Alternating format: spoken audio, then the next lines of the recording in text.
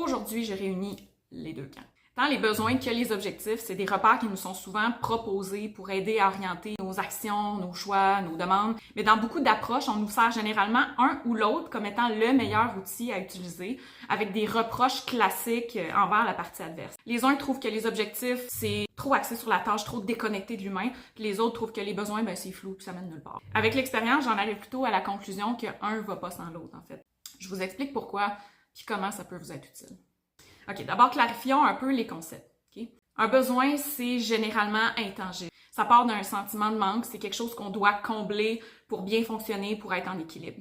Par exemple, le besoin de réconfort, d'accomplissement, de considération, d'autonomie, de cohérence, etc. Il y a un besoin derrière chaque action qu'on fait, chaque but qu'on veut atteindre, qu'il soit conscient ou pas. Okay? C'est ce qu'il y a de plus fondamental comme source de motivation pour agir. Puis il y a les objectifs, ça c'est le tangible. C'est la cible concrète qu'on vise. Okay? Réussir un 10 km à la course, lever une charge X au gym, qui nous aident, eux, à avancer vers des buts plus grands, souvent plus conceptuels. Par exemple, être en bonne forme physique. Et l'atteinte de ces buts-là permet de combler idéalement nos besoins puis de donner du sens à notre vie. La notion d'objectif est super utile pour offrir une direction claire, une structure d'action qui favorise la progression puis la réussite, pour avoir une raison d'avancer. C'est un langage qui permet aussi de construire avec les autres êtres humains, ce qui fortifie les relations. Par contre, le risque, c'est qu'on a tendance à concevoir les objectifs de façon assez rationnelle, je dirais, dans un esprit de performance ou encore de façon super automatique, sans conscientiser quel est réellement le gain, puis si c'est vraiment satisfaisant au final.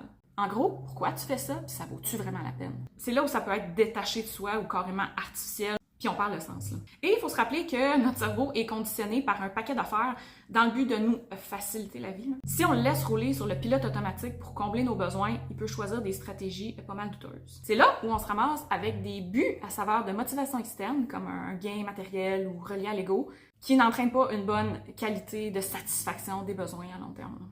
Dans ce cas-là, l'avantage d'identifier le ou les besoins qu'on cherche à combler dans la situation, c'est ce qui permet de comprendre ce qui nous drive bien au-delà de la représentation que notre cerveau nous propose. Pour ensuite redéfinir des objectifs consciemment, puis faire des actions qui vont vraiment amener de la satisfaction de façon intrinsèque. La notion de besoin est aussi absolument pertinente à adresser quand on est confronté à des émotions négatives. Ça permet d'aller au cœur de ce qui se passe, ça évite de réagir à l'aveugle, puis ça offre une vulnérabilité qui favorise les connexions humaines aussi. Mais les besoins ont aussi leurs pièges. Un danger courant avec leur utilisation, c'est de focusser uniquement sur notre bien-être dans l'instant présent. On a effectivement des besoins ponctuels là, à combler pour pouvoir réguler notre équilibre immédiat, ce qui équivaut à aller mettre de l'essence dans son char. Mais on a aussi des besoins qui sont comblés à travers le mouvement vers une destination, puis qui nécessitent qu'on se fixe des objectifs à long terme, puis qu'on fasse des actions qui sont même inconfortables dans l'instant présent. Là.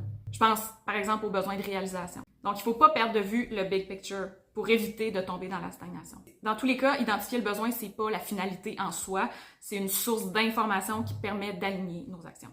En résumé, les besoins appellent naturellement à l'introspection, à l'empathie, à l'alignement, tandis que les objectifs appellent davantage au mouvement vers l'avant, à la création de valeur de façon tangible. Et c'est la synergie entre ces deux concepts-là qui donne accès à l'épanouissement dans un maximum de dimensions.